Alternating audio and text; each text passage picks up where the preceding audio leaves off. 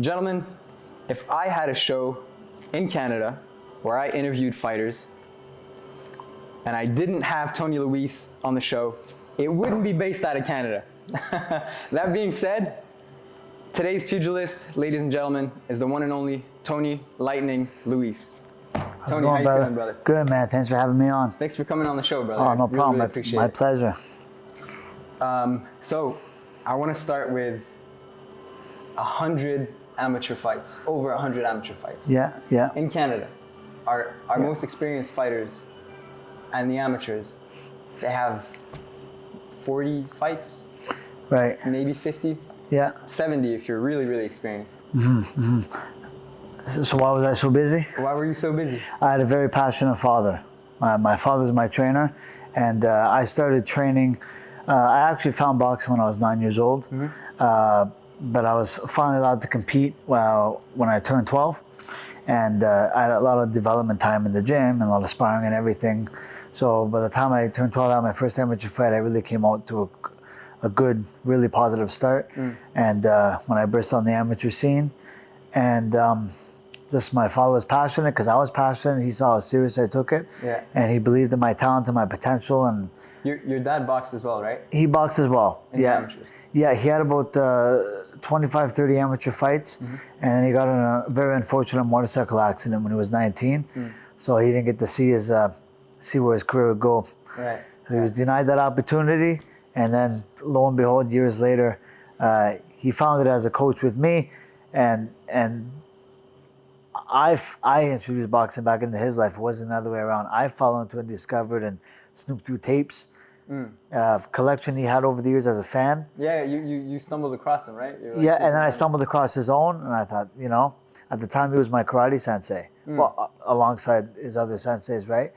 And then one thing led to another. He had an opportunity to use some space at a gym to teach boxing, and just one thing fell into place after another, and that was it. But he kept me busy, and he, like when you say 100 and some fights in Canada, I went all over, like flew to the ringside tournament, here or there. I won the Eastern New York Golden Gloves. I couldn't qualify for the All-States because I wasn't an American citizen.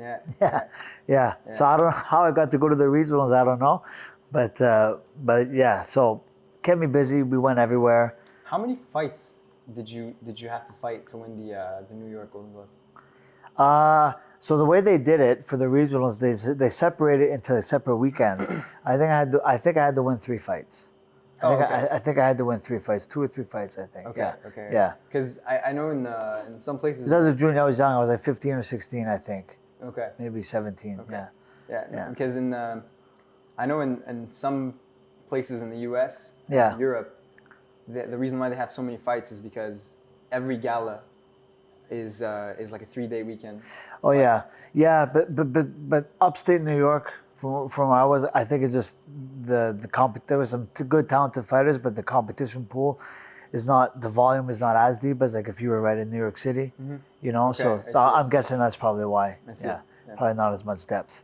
Yeah. Well, you started boxing in Cornwall. My first fight was in I trained out of Cornwall. Trained out of Cornwall. My first amateur fight was at a show in Kingston. But yeah, always been out of Cornwall. Like even now, there's not that many resources in Cornwall for boxing. Yeah. How'd you guys do it? Like, how'd you get so far? Montreal was a big resource. Oh, really? Well, Okay, we're just an hour up the road. Yeah, did quite a bit of sparring. Took me everywhere. The Claude Rugby Yard, Club Champion. Those gyms are still around. Those gyms are still around. Yeah. But where we really made good, deep bonds in the boxing game was at Ring 83, the famed Ring 83. That's Russ Amber's gym, right? Yeah, Russ Amber's gym. And back then he was still very much actively coaching, and was really in his form. And a lot of good amateurs that came out of that program. Yeah. Some went on to become pro. One of the first childhood sparring partners that I had some great battles with in my development was David Lemieux. Yeah. A lot of people don't know, but for a long time we were the same size as kids up until we were like maybe 16, and we had wars in the gym. The pros back then would stop, whenever we sparred. Yeah. Wow. Yeah, pros like Brian Mackey and guys like that, they were in the gym getting ready for fights. They'd stop and watch us when we sparred. Man. And then after 16, Dave just hit a growth spurt, and that's where he spiked up. And Right. then, Yeah. you know. That's probably when the strength kicked in. No, he always had the strength. Oh, really? He always had the power. He was always stopping guys if he hit them right. He always had power. Why do you think some guys have power and some guys don't? I think a lot of it's got to do with genetics. Genetics and just the way some people are built and the way their brain is wired and what and then I think a smaller part of it too is technique is power. Yeah, technique is power too, and what their mindset is. I think what their mindset is too, like whatever their first primary mindset is, when they get into the ring, what what I mean. Me, it was always when I was younger, it was speed. It was speed and movement, and I wanted to be flashy and put on a show, Yeah.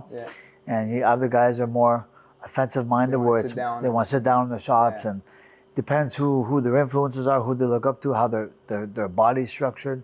A lot of things that go into it. Right. Yeah. But there's some guys that just have power that comes out of their forearm. Like it just comes out of their palm almost. It's funny.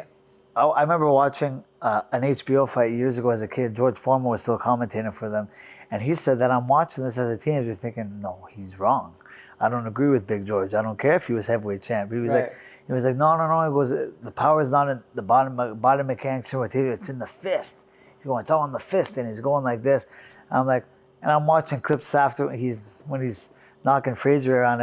Okay, for you maybe, Mr. Farm Strength, but for everyone else, we got to learn the basics and do it right. So I'm sure doing it right will give you more power, but there's also like, I had big hands when I was a kid. Yeah. Right? Yeah. And I hit really hard. Like 15, I hit really hard. Right. And like everyone would tell me like, for 15, and now I have normal size hands, right? But like I always had big hands for a kid. And so you wouldn't hurt me now then, because the rest of your body caught up. And I wouldn't dare. Bro. You fought all over the map in terms of promotions. Yeah. You fought a little bit everywhere, I want to ask you now, what's the most common way that promoters will take advantage of a fighter or managers will take advantage of a fighter? Like a loophole that everyone thinks, they're not going to get me, but then they just don't have the experience and they get caught in these situations. Well, I think a lot of it is always take this tough fight. If you beat this guy, then you'll get the money. Then the money will come.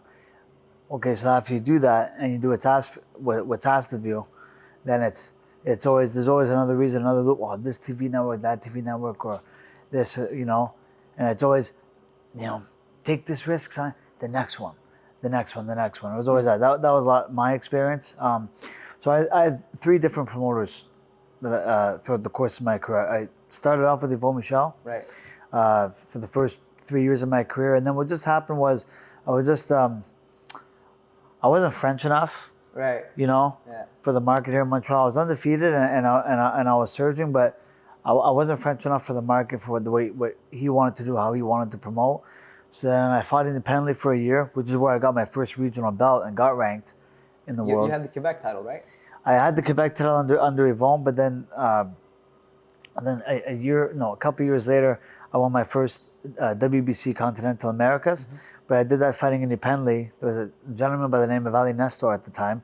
I had some pro fights, and he was kind of doing his own thing, and we had a verbal agreement that we'll be on the shows, and he'll, and position me again, and I could sell some tickets from Cornwall. We were filling buses to come and, put seats in his venues. Right. Where were you? Where was that fight? I had 3 fights under Ali Nestor. They were all in Montreal. Okay. I think Centre de Pierre Charbonneau was our main venue at the time.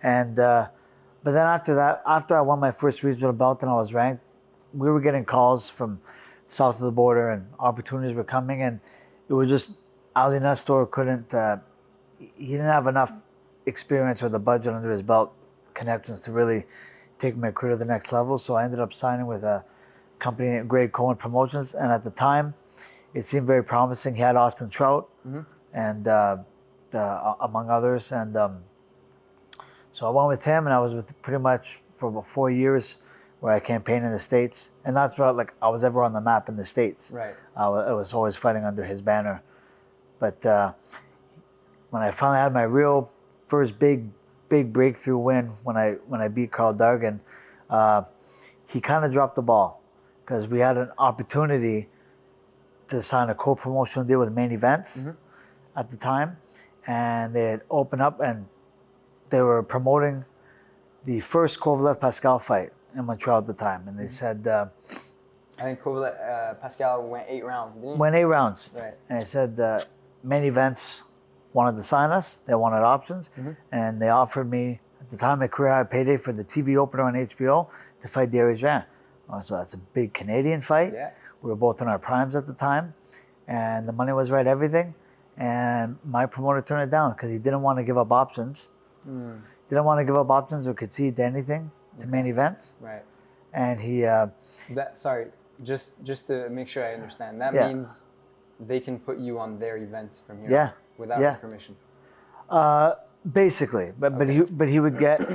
It would be a co-promotional deal, but... commission, basically. A commission, basically. Okay. Yeah, okay. and I didn't want to give that up. He got a little greedy. He was forming his own platform at the time for CBS Sports, which I fought on a few times, but the series never really took off, you know? Yeah. And so in hindsight, looking back, now those are things that happen in the business where just outside of your control, where it's you can do everything right on your end as the athlete, right. you know, but other powers that be that pull the strings, that just, it's yay or nay, you know, and it really kind of determines the direction where you got to go with your career, you know. Is there a way to avoid that? Like if you're managing someone that's turning professional, you know, a kid, maybe not as many amateur fights as you had a lot of options turning professional, right? Yeah. Your typical Canadian that turns professional. Yeah. Is there a way to avoid these types of situations? I think the best thing you can say, I think at a certain point in your career, it's impossible to avoid, because the business side is just a very ruthless, competitive, dirty industry. So you need a lawyer. You need a good lawyer. I think you need to inform yourself. I think you need to be educated on accounting and finances. Be smart with your money, because this is one of the few sports that doesn't provide a pension plan, or there's no kind of union body that advocates for the athletes. So you really got to do as much as you can to improve and give yourself independency, to be educated and informed, and financially and whatever else. And sometimes you got to be prepared to walk away, because they bank on that you want to fight. They bank on your love for the sport. That if he wants to, he'll take anything because he just wants to fight. They love hearing athletes who say, "Yeah, I just want to fight. I don't care about the money. I just want to fight." Yeah. No, you should care about the money. You dummy. Yeah, that's how you eat. That's how you eat. Yeah. You should care about the money, because once you leave the sport, you either retire from the sport or the sport retires you. But the sport's not going to take care of you after the game's done. You know. Yeah, absolutely. But it's hard to say that to a young 21-year-old kid who's just full of piss and vinegar. It's hard to make it. You got to have a good trainer and manager around, immediate support system that you trust, who's really, really got your best interests at heart, and that's hard to find in this business. So if you have it, hold on to it. Now, so you fought independently. You went on the road. Only for about a year. Okay. That was after my split with Yvon Michel, and before I signed with Greg Cohen in the States, and then I fought in the States for 4 years, but I was always under Greg Cohen. Okay. That whole time. There's a lot of times he subbed me out on other promoter shows, you know? Yeah. Because he didn't have enough of his own. My question to you is, when you're on the road, since you're kind of going there to be beat, right? Yeah. Is the money better? It should be. Okay. It should be. Not always. It wasn't always, but it should be. You know, it should be. A lot of times what happens is, I think it just, again, a lot of people just, what the public knows is what the fighter walks away with, what the fighter made. They don't know what goes unreported is the money that's left over on the table. You know, we have a thing called the Muhammad Ali Reform Act, but to I get never your understood that. well, I it's never understood how the reform, because it's some legislation that was passed by John McCain back in the early 2000s. The issue is that there's not enough awareness about it. None of athletes and people in the game are informed about it.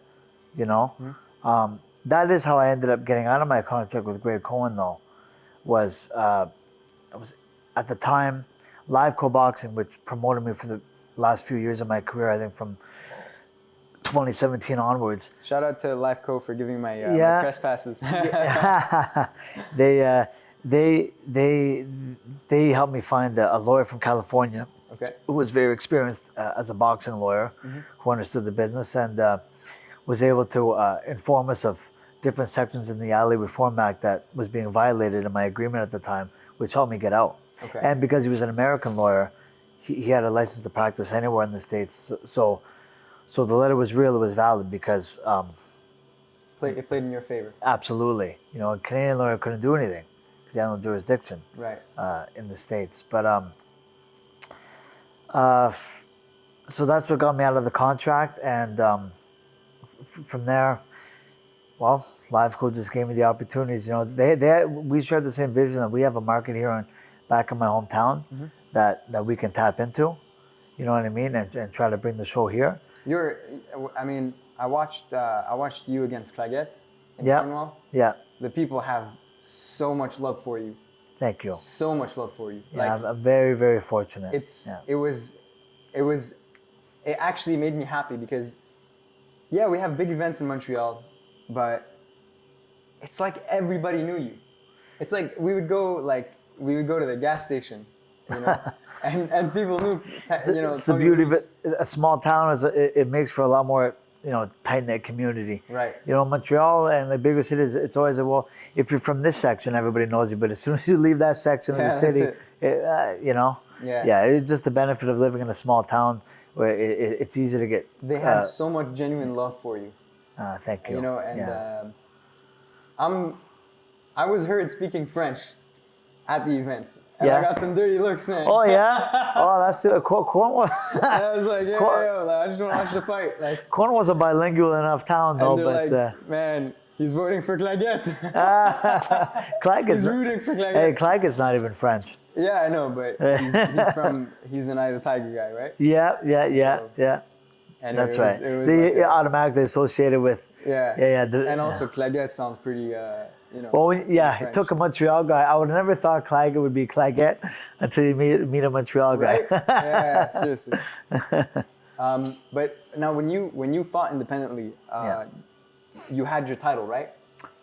I had I had the title. I had 3 fights independently. Okay. And I was basically making my money at the time. This is a long time ago. It was like probably 10 years ago, 11 years ago maybe. I was making my money through tickets I was selling. Wow. That's how I was making a large percentage of my purse was through tickets. So we really had to hustle. We had a small team together by my community who helped sell and like drive up sales to get people down, butts and seats, and so I can get paid. Man. And the second fight of those 3 fights independently was when I won my regional belt. Had one more fight where I defended it in the spring of 2012. And then after that, pretty much that whole summer was where we were shopping around. Did you defend it against Giovanni? No. Gotta go back. No, even way back. Because I wanted to ask you about him. Because you beat him. Yeah. And then his next fight, he became world champion. My first regional belt was in 2012. Well, near the end of 2011. Sorry, and I defended in 2012. Then I signed my American contract. Okay. Later that year. I see. No, Strafon was 2017. Okay. I had the WBA North American title at the time, and Strafon went on to win an IBO belt. Right. Not long after. Yeah. It was a couple fights later, I'm pretty sure. Yep. He was a hard puncher. Yeah, he was a hard puncher, tough, scrappy guy. Didn't he knock out the champion in one round or something? One round. Man. Yeah. And we got offered to fight that guy shortly after I beat Strafon, and I didn't take it because honestly the money was shit. Okay. The money was shit, and at the time he wasn't really in a better position than I was, and I knew I had other options, but then later When I see, a year or two later where Stefan knocks him out, I'm like, oh yeah, okay. Good for him. I was happy for him. He was a tough kid. I mean, Yeah. he's a little bit like you in the sense that he had to take whatever fights he can get. Oh, he fought from nothing. I remember having a conversation with him after the fight. I know some very broken Spanish, so I was able to have a short conversation with him after the fight. And I'm learning Spanish. Okay. He had a very, very hard upbringing. Oh, yeah? Yeah. He lived on the streets from when he was very young and had to fend for himself quite a bit. And, one thing led to another. Boxing found him. The rest is history, But his trainer found him? Well, boxing found him, right. And then from there. Yeah, it's funny you say this because there was a fighter that I spoke to, a Mexican fighter I spoke to after one of the fights in Montreal. Yeah. And he was there to win. Yeah. He was really there to win. Yeah. And I had this idea that a lot of Mexican fighters will just come here to get paid. Yeah. But he was so heartbroken that he lost. Yeah. And he takes it seriously. I didn't think it was like that. Mm-hmm. It was just it was a hard guy, Yeah. It was a really hard guy. Yeah. Well, it's a heartbreaking sport. The ones who do it right and are in it for the right reasons and genuinely want to do everything in their power to be the best. I mean, this sport, you put everything into it. It takes so much dedication and commitment and consistency that I was depressed after every loss I've ever had in my life. Yeah. Every loss, you couldn't talk to me for like a week.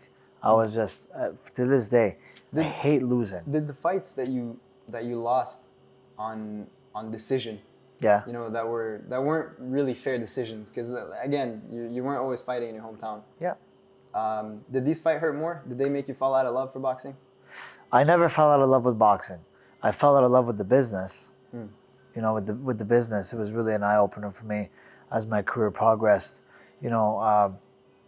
But I always had the faith that things were going to get better and that my talent is and that the people can see. One thing about when you get the short end of a stick on an unjust decision on nationwide TV, well, the people talk and the public can form an opinion. Mm-hmm. And I've had a couple of my losses where like my stock rose in defeat, and the winner's stock went down in victory, because people can watch, they have an opinion, they saw it. Yeah. What I mean? So they can read between the lines. There, you took a fight on 4-day notice. Yeah. That was for the world title. It was in England. Yeah. For a world title. Yeah. I would assume that if somebody was managing a fighter, yeah, you would never take a world title fight on 4 days notice. Yeah. So I was already in camp. And I was supposed. And they didn't know that. They didn't know that. Yeah. I was supposed to. That was after my fight with Dargan, and the Dirijan fight fell through. Mm-hmm. Not because I wanted it to fall through, but there was a quick rebound, and I was supposed to defend my regional belt on CBS Sports that same weekend, and then my promoter at the time also had a fighter by the name of Ismael Barroso. Mm-hmm. Ismael Barroso, for the Montreal viewers, beat Pugilist. Okay? Yeah. So at the time, he was supposed to be challenging for that interim WBA. Pugilist, guys, who was WBA world champion. No. But he did win that belt, right? Who? Pugilist. No. Pugilist never won a world title. Pugilist never won a world title? No. Huh. He had WBA gold. Okay. It was like a branch off. It wasn't like the major WBA gold or something like that. Okay. I didn't know that. They made up a belt. But he wasn't the WBA champion. No. Okay. Yeah. Still a very good fighter, but Ismael Barroso was supposed to fight for the interim WBA that weekend, but he had some visa issues that didn't get settled in time. Mm-hmm. But I was ranked high enough at the time I was ninth in the world at the time, and I was under the same promoter. So I got another guy who's eligible for it, and he's in shape. He's been training, So it was a quick It was a quick rebound. It saved the promoters from having to scramble at the last minute. Right. I just had to say yes, and I said yes. Yeah. Yeah. Is there are there things that that you can't get from a victory that you get from a loss? Oh yeah, yeah. Sometimes you learn more from a loss than a victory, you know. So like when I suffered my first loss against Jose Hernandez on Friday Night Fights, I lost that fight just out of arrogance, Really? pure arrogance and just being, I was an undefeated 15-0 prospect at the time. I was really surging. I had all the momentum, and Jose Hernandez wasn't supposed to beat me. But unbeknownst to me, only doing my research after the fact, the guy was always match tough, never had proper management, and I just saw his losses, but I didn't actually watch the fights. And he got screwed a couple of times, and he fought to a very tough draw with Mickey Bay, before Mickey Bay became world champion. And when I watched the fight for myself, I was like, whoa, I had it like 6 out of 8 rounds to Hernandez, but the judges ruled it a draw. Like, I wish I would have watched that fight before I fought him, because I went in there very arrogant. I trained hard, but I wasn't training right. There were a lot of things I was on the technical side that I was just neglecting and not taking serious, and little mistakes that I thought I could get away with because my athleticism would be enough. And that night there, I learned that it wasn't. That made me a better fighter, though. Maybe a smarter, more craftier fighter. That's where I really started learning how to be a pro. Outside of the tangible gifts that, God just gives you. Right. Now really learning your craft and learning a lot of things like distance management, proper balance, not just doing things on the fly because you can, but timing. On a technical aspect. Yeah. What do you think is the most common, the most neglected best practice that guys get away with because of their athleticism? Okay, so guys who rely a lot on speed and athleticism, I'd say the jab. Yeah. The jab often gets neglected, and just different types of jabs. A jab isn't always just a jab. Depending on how you angle it and how you step into it and whatever. There's so many ways you can throw a jab, and feints, like feints. When I had Jesse on the show, it was talking mostly about feints. Like, you can tire someone out just with the feints. Yeah. Absolutely. Yeah, getting in their head and always having them anticipating the next move.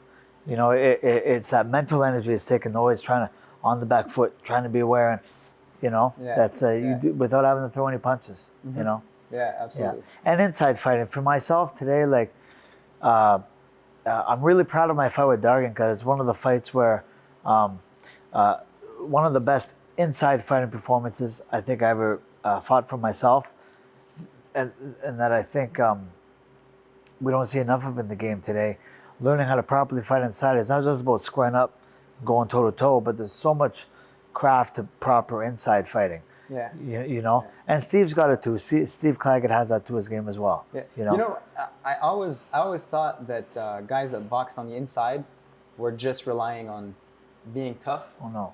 But when you get, not true inside fighters. Not exactly. Yeah. Exactly. Yeah. But it's easy to put everybody under the same. Yes.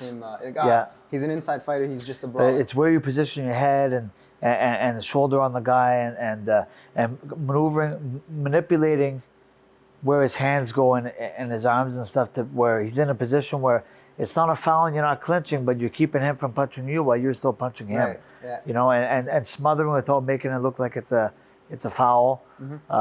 Things that, again, where smothering his space from punching, but you still have space to punch. Yeah. There's so many intricacies that go on with that I don't find we see enough of in the game today. For one reason or another, we've gotten away from it. But it's gradually becoming a lost art in boxing. Yeah, absolutely. Yeah. So also, like, inside work